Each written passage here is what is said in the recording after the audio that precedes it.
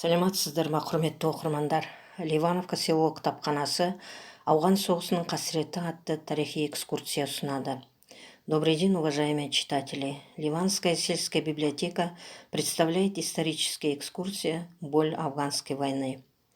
Сол ауғанда талай досты жерледік, қарлы шыңға күн түн демей өрледік, сұрапылда ерледік те шерледік, намыс туын қолдан бірақ бермедік. Ауған соғысы 1979-1989 жылдар аралығында кеңестер қарулы күштерінің Ауғанстанға басып кіріп, оның ішкі істеріне қол сұғу салдарынан тұтанған соғыс. Кеңестер одағының басшылығы Ауғанстандағы сәуір төңкерісі нәтижесінде билікке келген халықтық демократиялық үкіметті қолдап, көршілес елдердің социалистік бағытпен дамуын көздеп, интернационалдық жәрдем береміз деген желеумен оның ішкі істеріне араласты.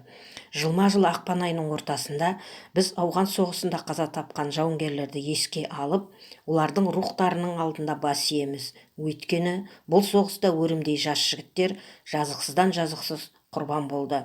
15 ақпан ауған жерінен кеңес әскерлерінің шығарылған күні.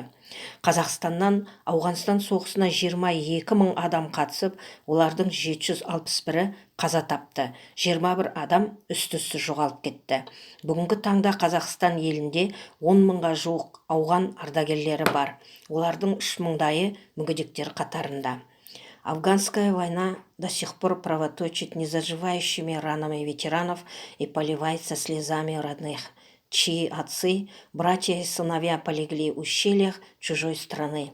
33 года прошло со дня окончания афганской войны, но только память о ней жив, и стереть события этой войны не смогут ни годы, ни расстояние, ни память человеческая.